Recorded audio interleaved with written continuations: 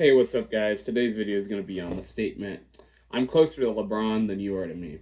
So if you guys don't know this statement, NBA player Brian Scalabrine, he's known for not winning or for winning a ring and not playing any minutes on the 2008 Celtics, and for being an overall role player who didn't get many minutes in the NBA.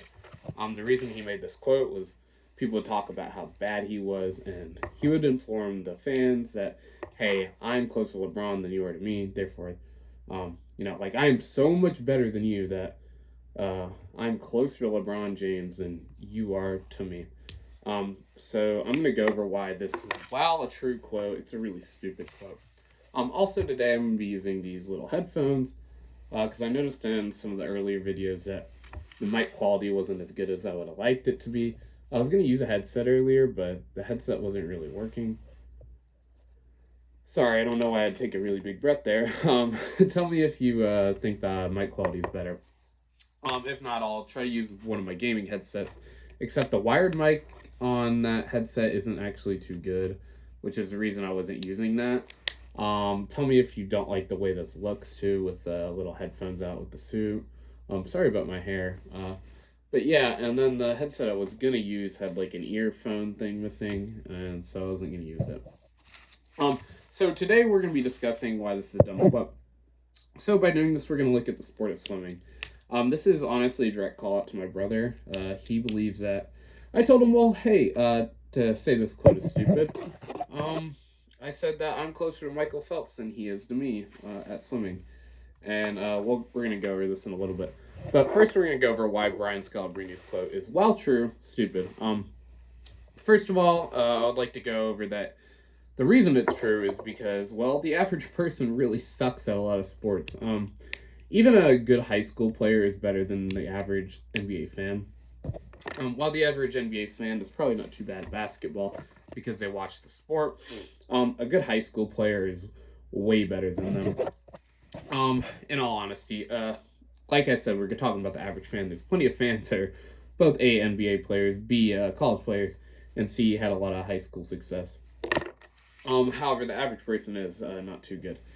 So to go over this, we're going to say that, hey, let's look at the sport of swimming. Since it's a time sport, it's purely objective sport. You cannot say that someone is worse than another person and be incorrect if you go by a time-based scenario.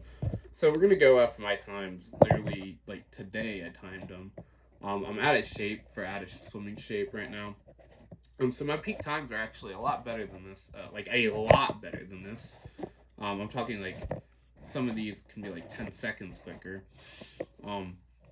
which is a ton of time in swimming. However, my very out of shape self, no tech suit, and a push off the wall. If you don't know what a tech suit is, basically it makes you go real fast. And I didn't dive into the water, so that's going to make me a lot slower too. So Michael Phelps' best time if you don't know who Michael Phelps is, you're living under a rock, and two, he's the best swimmer ever, and it's not even close. So his 100-yard free best time was in around 2008, 2009, which was peak Michael Phelps. So we're looking at Michael Phelps' best time, and we're looking at Caden Madalina's times today in the pool. He swam a 41.93 yard freestyle. Well, today I pushed off a 56.82. Which, I've gone a lot faster before, but the difference between me and him are 14.89 seconds, which is a ton of time if you don't know anything about that. So we're going to go 50-yard free. He swam a 20.07, which is a really solid time. Today, that's not as fast as it once was. However, 20.07 time will get you on a D1 team, so you'll be a really quick swimmer. Also, this is not one of Michael Phelps' events. As a 41.93 time probably shows he's a lot better at longer distances. And 50-yard free is a really short event. I swam 25.69 today from a push-off, which once again isn't too good, but that's the difference between 5.62 seconds, which is a ton in a sprinting event. Sorry. In long course meters, Michael Phelps has a 47.78. 100 free, and my most recent 100 long course, I don't get to swim long course too often, but every time I see one, I can do it. It was a 57.92. So if you see the difference between my 100-yard time and my 100-meter time, it's a lot better on the 100 meters. That's a difference between 10.14 seconds, which is still a really big difference. Um, and for 50 free, Michael swam a 22.93, and I swam a 26.02 in my last time, which is 3.09 second difference. Once again, a really long time. So we're over the best case scenario for someone who doesn't swim. What the average person would be. I'm gonna say the best case scenario of them tying. I guess they could technically be faster. Is on that 100-yard freestyle. Is I'm swimming a 111.71 to tie the time difference between me and Michael. Once again, me with push off, no tech suit, no none of that. So what do I think that the average person could go? And I'm gonna say the average like good swimmer who doesn't swim. So let's say you're a really talented swimmer, such as my brother. He's actually a pretty good swimmer for 25 yards, but that's not an event, and yards is already a really short distance in swimming. Most people don't even like really respect yards too much. I think yards is really entertaining. I don't think it's the best swimming to watch. It's pretty fun to train in though. But what do I think? I thought that a really good swimmer for someone who doesn't swim could swim like a 122 100 free, which honestly is probably pretty generous because they won't know how to do a flip turn. They'll gas out really quickly, but I think a 122 is certainly possible if you're in really good shape and you're actually like you kind of know technique, and you know decent streamline. Like for example, I've taught my brother how to do streamline and some of that stuff, so I think he has a chance to go a 122. But he could even maybe go a little faster. But I don't see him going anything below a 112, which he needs a 111.71 just to time me. Um, Time the difference between us two. So once again, these are really bad times for me. So you're catching me at my absolute worst and Michael at his very best. So if we took my best times, he really wouldn't have a chance. So let's go to a 50 free. So the difference between me and Michael was 5.62 seconds. Once again, a ton of time. Um, I think the best case scenario someone could probably swim is like a 31.31. That's pretty specific, but I think without the flip turn, I don't really see you go too much faster than oh, sorry, that's the exact time. Um, yeah, what do I think a person could go, such as my brother?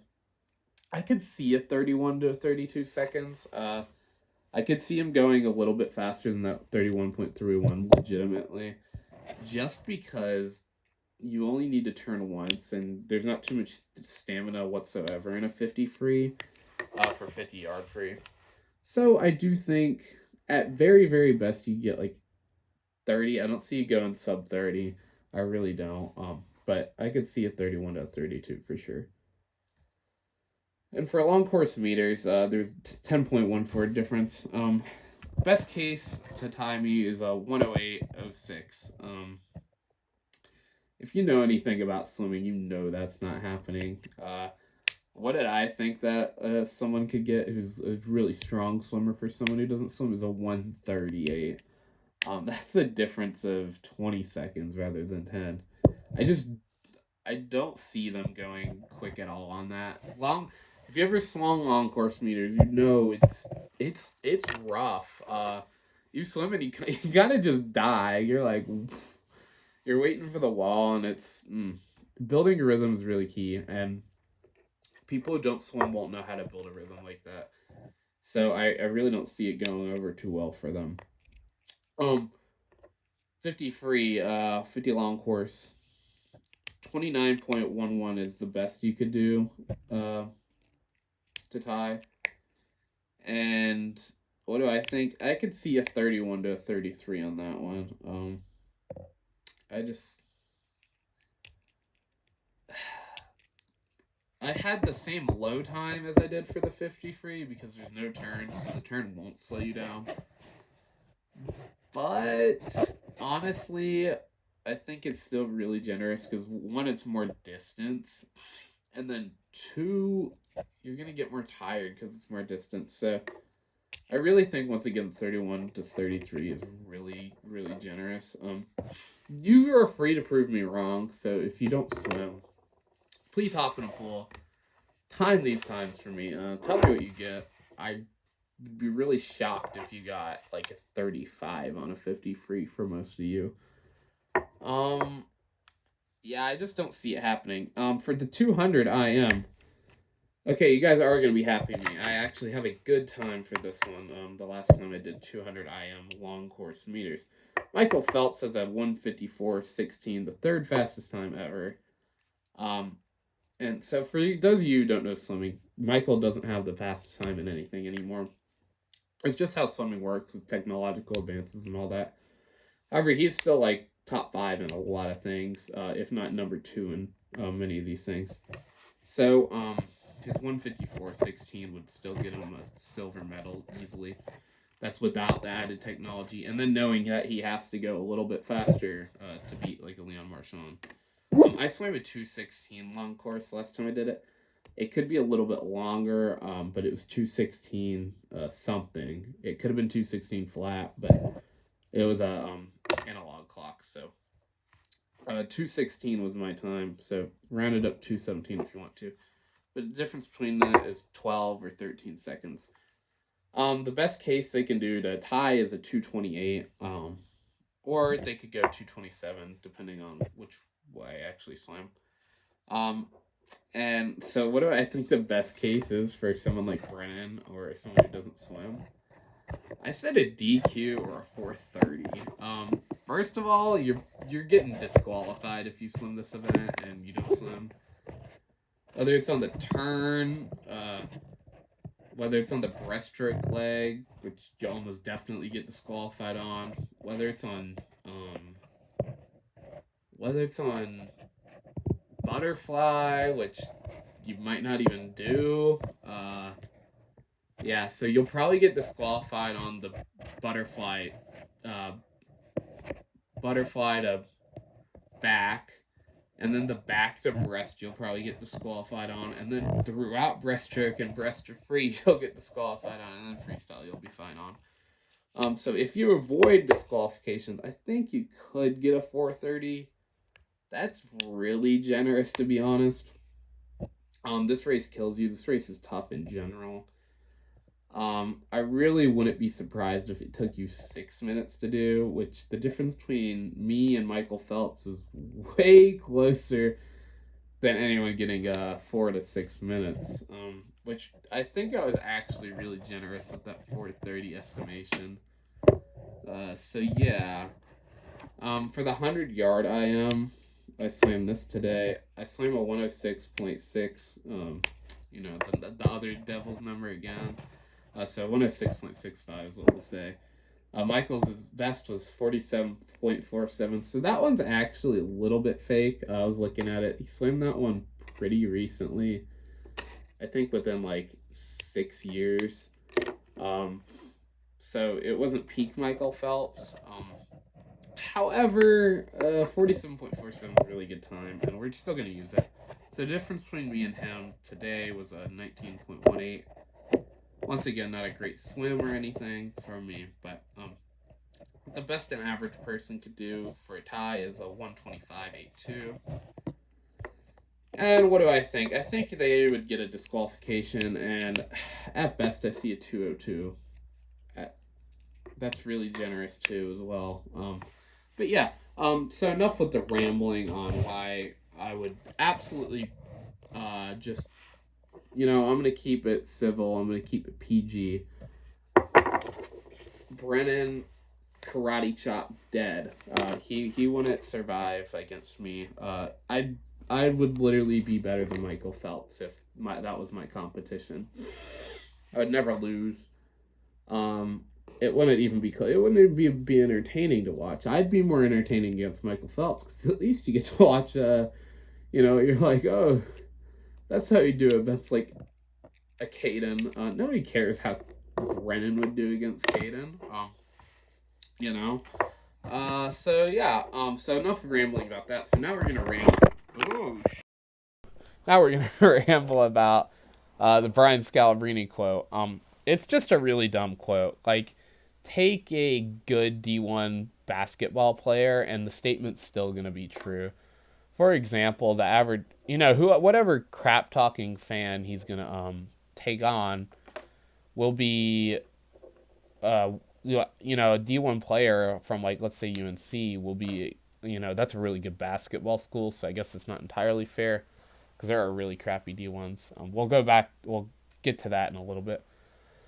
But a D1 player would absolutely destroy you, and if it was LeBron or if it was some other 6'9" guy who's playing D1 basketball at like North Carolina or even like NC State or something, if I put DJ Burns on you, you know it doesn't matter if it's LeBron or him.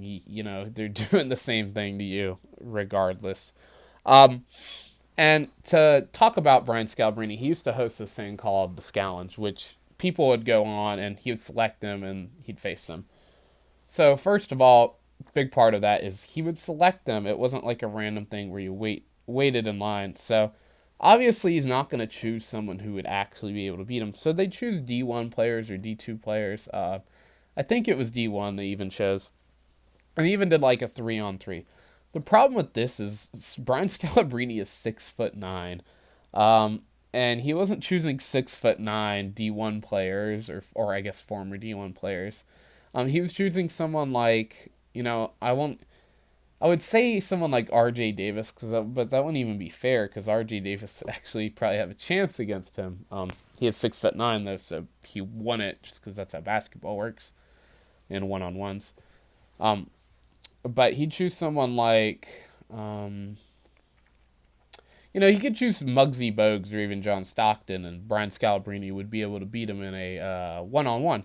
Even though the fact of the matter is that those players are better than Brian Scalabrine by miles. He can even choose Steph Curry, and he'd probably beat Steph Curry. That's like a really hot take to a lot of people. But if you choose a really tall guy and he's talented, he's just gonna beat the really small guy. Now if it's make it take it and Steph has the ball first, then he has a chance. But someone like Nas Reed would really like bust almost everybody in the NBA's butt if you did a one-on-one tournament, because he's like 6'9", 6'11", is really mobile, can shoot, can dribble, can do about anything. And when you're all at that skill level, the small little details won't even matter. It's just going to be like who has the physical advantage, and it's going to be him in those scenarios. So that's a reason why the Scallenge is really stupid. And another reason is, they use the D1, D2 argument, but then they'd forget that these aren't good D1, D2 players. These are people from like UNC Greensboro or, I'm trying to think of the worst D1 school you can think of. That's who they're playing. Like, you know what I'm saying? They're not choosing UNC people. They're not choosing Kansas. They're not choosing UConn.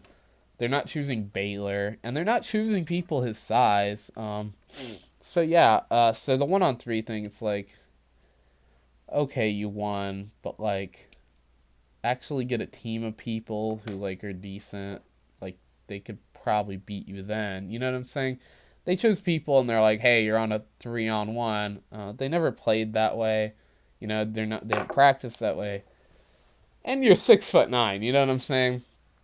That alone, if you grew me to 6'9", I'd beat almost everyone on the planet. Obviously, there's people that are 6'9" that would whoop me, or people that are even shorter. But instantly grow someone to 6'9", and they're mobile like Brian, and they can still shoot and they can still dribble and all that. Just that alone, basically will. Sorry, I was like trying to hope that would give me a thumbnail. But Brian Scalabrine, if you made someone 6'9" like that and you made him mobile, you'd be better than 99.5% of the population alone. Actually, it'd be even better than that. It'd probably be like a couple hundred people to a couple thousand people that could even beat you. For example, in swimming, even with these times I just said, there's only like 10 to 20,000 people that could legitimately swim a 56.82 100-yard freestyle off a push with no tech suit. Which that's not an impressive time.